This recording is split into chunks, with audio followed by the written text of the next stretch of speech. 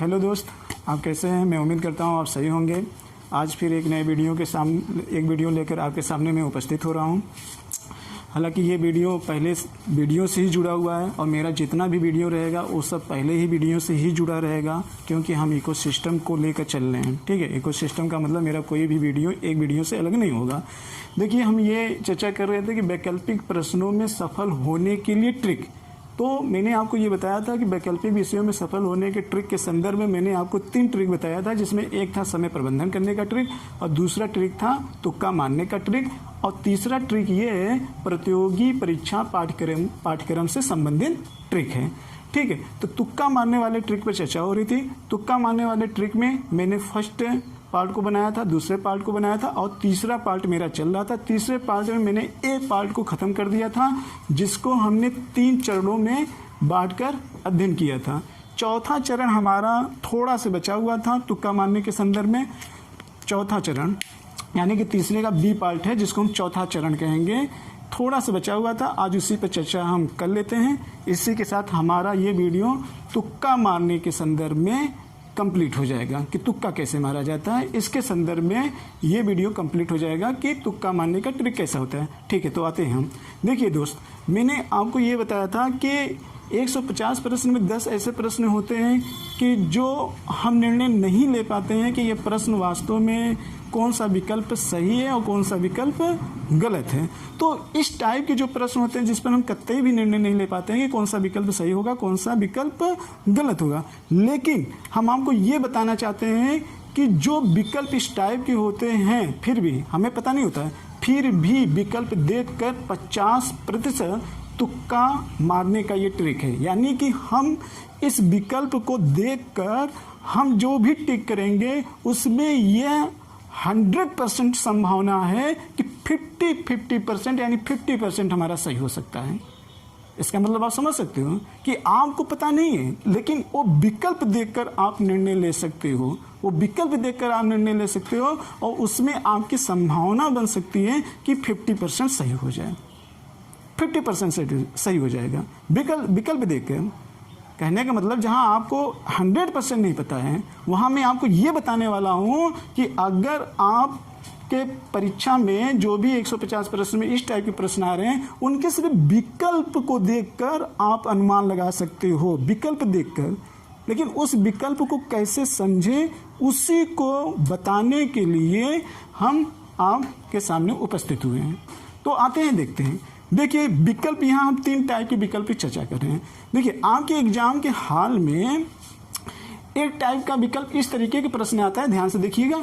इस टाइप का विकल्प आता है कि जिसमें इस तरीके से अगर अंक दिया हो, ध्यान से देखिएगा, इस चीज़ को आप ध्यान से देखिएगा कि जो ये संख्या दी गई है, ये संख्या दी गई है। यहाँ मैंने प्रश्नों का जिक्र नहीं किया है, क्योंकि प्रश्न इस टाइप के तो कई बन सकते हैं, प्रश्नों की संख्या तो कई आ सकती है, लेकिन जो प्रश्नों की संख्या आएगी वो इस 3 टाइप की ही आएगी। तो आपको टाइप से मतलब है, प्रश्न तो कई बनाए जा सकते हैं इस टाइप पर, तो टाइप पर ध्यान दीजिएगा। तो जो पहले टाइप का आपका प्रश्न है, इसमें इस टाइप के विकल्प होते हैं, जैसे A, B, C और D। तो यहाँ पे ध्यान से देखिए कि संख्या कैसी है, संख्या को ध्यान दीजिए। यहाँ पे 31 है, यहाँ पे 36 मान लेते हैं, यहाँ पे 42 मान लेते हैं, यहाँ पे 49 मान लेते हैं, मोटा मान लेते हैं भाई। तो विकल्प के आधार पर न्यूनतम और अधिकतम संख्या को देखकर निर्णय लेना, लिखा है, देखिए ध्यान से लिखा है, विकल्प के आधार पर न्यूनतम और अधिकतम संख्या को देखकर निर्णय कैसे लिया जाना चाहिए, कैसे लिया जाना चाहिए। तो देखिए, जो भी पीसीएस में, आरओ में भी या पीसीएस प्रॉपर में भी इस टाइप के विकल्प आपके एग्जाम में आते हैं। हो सकता है कि यहाँ 31 की जगह पे और कोई संख्या हो, लेकिन ध्यान देना, जो भी संख्या दी जाएगी वो 4 विकल्प में इस तरीके की दी जाएगी। तो आप ये ध्यान रखिएगा, मैंने लिखा है कि विकल्प के आधार पर न्यूनतम और अधिकतम संख्या को देखकर। इसका क्या मतलब है? मतलब भाई, यानी कि इस प्रकार के विकल्प में जो विकल्प अधिकतम रहेगा, यानी न अधिकतम वाला सही होगा और न न्यूनतम वाला सही होगा। ये आप निर्णय ले सकते हो, ये मेरा अनुभव है। तो इसका मतलब कि आपके बच्चे 2 विकल्प, यस, तो यहाँ पर सी और बी में से कोई एक होने की संभावना हो सकती है, लेकिन कौन सही होगा उसके बारे में हम गारंटी नहीं ले सकते हैं। मैंने पहले कहा कि 10 प्रश्न ऐसे आते होंगे जिसमें आपको एक भी नहीं पता, लेकिन इस टाइप के प्रश्न को देखकर जो मैंने आपके सामने आइडिया प्रस्तुत किया है, और ये आइडिया मेरा 75% है कि इसमें 50% आपका चांस बन सकता है सही होने का। जहां आप 0 पे थे वहां पे मैंने आपको 50% पे लाके खड़ा कर दिया, और गारंटी कितनी है? 75% की है। 75% की गारंटी है कि इसी 2 विकल्प में सही होगा, ना तो न्यूनतम ना अधिकतम। अब आप समझ गए होंगे। आते हैं दूसरे टाइप के विकल्प में, देखते हैं दूसरा टाइप में विकल्प में क्या है। देखिए, दूसरे टाइप के प्रश्न में विकल्प में केवल 1 सही है, 1 और 3 सही है, और विकल्प में 1 और 2 सही है, विकल्प में 2 और 3 सही है। मैं मानता हूं कि जो विकल्प दिया गया उनमें से आपको विकल्प के बारे में पता ही नहीं है, एक भी विकल्प के बारे में पता नहीं है, तब आप निर्णय कैसे लोगे? तो ध्यान से सुनना। इसमें दिया गया विकल्प के आधार पर अधिकतम संख्या को देखकर अनुमान लगाना। वहां पे न्यूनतम और यहाँ पे अधिकतम, न्यूनतम अधिकतम वहां दोनों है, यहाँ पे सिर्फ अधिकतम की मैं बात कर रहा हूं। तो अधिकतम का मतलब आप देखिए कि यहाँ पर केवल 3 है, ठीक है, ध्यान से सुनिएगा। केवल 3, 1 और 3, 1 और 2 और 2 और 3। तो यहां पे देखिए अधिकतम संख्या कौन सी? 3। तो इसका मतलब जिस विकल्प में जो संख्या अधिकतम बार आई हो और वो आपको पता नहीं कि वो सही है, लेकिन आपको विकल्प देख के मान लेना चाहिए कि जो आपके विकल्प में 3 है वो 3 वाला तो जरूर ही सही होगा जिसमें होगा। तो इसका मतलब कौन सा नहीं सही होगा? हम यहां निर्णय ले सकते हैं कि सी वाला तो एकदम नहीं सही हो सकता है, सी वाला तो नहीं सही हो सकता, जिसमें 3 होगा वही सही होगा। सी वाला नहीं सही होगा, जिसमें 3 होगा वही सही होगा। केवल 3 भी नहीं हो सकता है, इसकी भी संभावना है, कम है, लेकिन हो सकता भी है थोड़ा बहुत। लेकिन मैं ये कह रहा हूं कि 1 और 2 तो नहीं हो सकते हैं, सी विकल्प नहीं हो सकता है। तो ऐसे कंडीशन में आपने ये विकल्प क्या कर दिया? हटा दिया। तो इसका मतलब सही कब कैसे आप इसमें कर सकते हैं? इसका मतलब ये आप देख कर ये अनुमान लगा सकते हैं कि एक तरीके से अगर 2 में से, यानी कि 1 और 2 में से बस आपको ये पता चल जाए 1 और 2, 1 और 2 का मतलब इनमें से आपको ये पता चल जाए या तो एक विकल्प के बारे में जानते हो या 2 के। अगर 3 विकल्प दिए गए, 3 में 2 के बारे में नहीं जानते हो, 3 तो ऑलरेडी आपको बता दिया कि मैं सही हूं, तो 1 या 2 के बारे में पता, अगर 1 पता चल जाएगा तब भी आपका सही हो जाएगा। फिर भी नहीं सही होता है तो अनुमानतः अगर आप लगा लोगे तो ये मान के चलिए कि आपका विकल्प, इसमें संभावना जो बन जाएगी वो 3 वाले की संभावना बनेगी, या तो ये बनेगी या तो ये बनेगी, ये कम बनेगी, इसके दोनों की संभावना बनेगी क्योंकि इसमें 3 है इसमें। हाँ, यहाँ पर अगर आप थोड़ा सा ध्यान दोगे तो आप क्वेश्चन के नेचर को देखकर आप पकड़ भी सकते हो। यहाँ पर क्वेश्चन के नेचर पे देखकर यहाँ पे आप पकड़ सकते हो। तो इसमें भी हम मान लेते हैं कि 50% सही होने की गारंटी है। 3 तो भाई आपको ऑलरेडी ही बता रहा है ना कि मैं सही हूं, क्योंकि मेरी तादाद इसमें ज़्यादा है। आते हैं तीसरे टाइप के विकल्प में। ध्यान से सुनिएगा, यह विकल्प बहुत ही कंफ्यूजन करता है, सुमेलित वाले विकल्प आते हैं। ये के विकल्प के आधार पर सुमेलित करना। अब ध्यान देखो, आपसे पूछा जाए कि अगर इस तरीके की आपके विकल्प में संख्या आ जाए तो विकल्प देखकर कैसे सही करोगे? आपको एक भी विकल्प पता नहीं है, आप एक भी विकल्प नहीं जानते हो कि कौन सा विकल्प इसमें सही है, तो कैसे देखकर आप इस टाइप के प्रश्न में कैसे देखकर सही करोगे? तो ध्यान से देखना। देखिए, यहां पर ए में 3 पहले स्थान पे दिया हुआ है, यानी कि 4 विकल्प कोई दे दिया जाएगा। मान लीजिए मैं आपको दे दिया कि वंशों का सही क्रम लिखो, और सामने दे दिया गया हर्यक वंश, नागवंश, नंदवंश और शकवंश दे दिया। और चारों को आपको सम्मिलित करने के लिए दे दिया गया। अब पहले पर इस तरीके के आपके विकल्प क्रम में रखे गए हुए हैं। तो इसका मतलब आप देखो कि 3 पहले पे यहाँ पे भी रखा गया और 3 यहाँ पे पहले रखा गया। ध्यान से देखना है इस चीज़ को, नहीं दिख रहा है?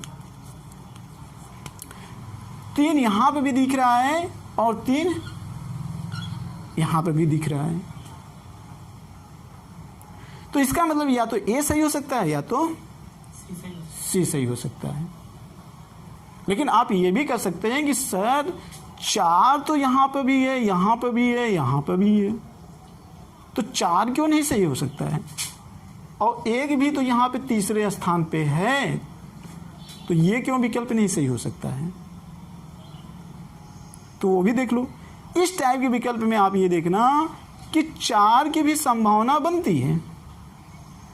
इसका मतलब यहाँ पे लगातार 4 है, तो इसका मतलब ए, बी, सी और डी इस आधार पे। लेकिन 3 यहाँ पर है, तो हम ये डी वाला विकल्प यहाँ से काट सकते हैं, डी विकल्प यहाँ काट सकते हैं। और इसमें 3 लगातार नहीं है, तो ये विकल्प भी हम यहाँ पे काट सकते हैं। अब इसको कैसे काटें? सबसे बड़ा कंफ्यूजन ये है कि 3 इसमें है, तो भाई सिंपल है कि यहाँ पर 4 है ही नहीं, तो ये यहाँ पर 4 नहीं है, 4 तो यहाँ पर है। तो यानी कि डी वाले में ज़्यादा प्रासंगिकता बन रही है कि डी वाला तो जरूर सही होगा, और यहाँ पर इसको देखकर लग रहा है कि या तो 3 वाला सही होगा। तो इसका मतलब जिसमें 3, 1 और 4 अपने स्थान पे, यहाँ भी 1 मिल रहा है, यहाँ पे भी 1 मिल रहा है, यहाँ भी 3 मिल रहा है, यहाँ पे 4 मिल रहा है, और 3 जो है पहले पे मिल रहा है। तो संभावना यहाँ पर जिसकी होगी वो ज़्यादातर ए विकल्प की होगी, ए विकल्प की ज़्यादा संभावना होगी। तो इसमें आप भी मान लेते हैं कि इसमें भी अगर इस चीज़ को ध्यान में रखेंगे, विकल्प को कंसंट्रेशन ध्यान में रख के देखेंगे, तो आपको प्रश्न भले ही ना आता हो, लेकिन संख्या को व्यवस्थित तरीके से देखने पर आप अनुमान लगा सकते हो। कभी कभी तो ऐसा होता है कि गलती हमसे भी हो गई है कि 3 हमको आ रहे हैं, लेकिन हमने इस ट्रिक को नहीं फॉलो किया, हमने अपने ही ज्ञान को फॉलो किया, 3 विकल्प आने के बावजूद भी इस ट्रिक का इस्तेमाल नहीं किया, वो गलत हो गया। तो मुझे वहाँ पे मैंने ये अनुभव किया कि कुछ प्रश्न ऐसे होते हैं आयोग की चालाकी के द्वारा कि वो इस तरीके से देते हैं कि उसका उत्तर उसी में ही छुपा रहता है, उसका उत्तर उसी में छुपा रहता है। इसीलिए मैं बार बार कहता हूं कि विभिन्न प्रकार के संस्थानों का जो मॉडल पेपर सेट करके आपको दिया जाता है, उसी की तरफ मत भागो, लेकिन प्राथमिकता जो आयोग ने पेपर सेट किया है, वहां बहुत बुद्धिजीवी वर्ग के लोग बैठे हुए हैं। पहले उनके द्वारा जो मॉडल पेपर बनाया गया है उनको कई बार सॉल्व करो, उसको देखकर सिलेबस की तैयारी करो, ना कि कोचिंग में पढ़ाने वाले टीचरों को देखकर उनके सिलेबस के अकॉर्डिंग आप तैयारी करो। कोचिंग में तो आज तक बाजार बना, वहाँ तो प्रतिस्पर्धा का माहौल बना हुआ है। आपको कितना समझ में आ रहा है कितना नहीं आ रहा है ये मतलब नहीं है, उनसे मतलब ये है कि हम कितना ज़्यादा से ज़्यादा मटेरियल दे दें, क्योंकि प्रतिस्पर्धा है। और आप भी सोचते हो कि टीचर ने ये चीज़ छोड़ दिया, इसका मतलब ये बढ़िया नहीं है। इस टीचर ने उस टीचर से ये इतना अधिक पढ़ा दिया, इसका मतलब ये बहुत बढ़िया टीचर है। अरे भाई, जो टीचर ने उस टीचर ने विषय को छोड़ दिया जो सिर्फ आयोग को ध्यान में रख के पढ़ाया हुआ है, उसके नेचर को ध्यान में पढ़ा गया, वो क्वांटिटी पे नहीं गया, वो क्वालिटी पे गया, वो ज़्यादा बेनिफिट है। तो बताइए, गलती इसमें जो टीचर आपको पढ़ा रहा है उसकी है कि गलती आपकी है? किसकी गलती है? दोनों की गलती है भाई, दोनों की गलती है। उसकी भूख और आपकी मांग, यही है बाजार। तो आज इसी के साथ हम अपने वीडियो का यहीं पर समापन कर रहे हैं, ठीक है।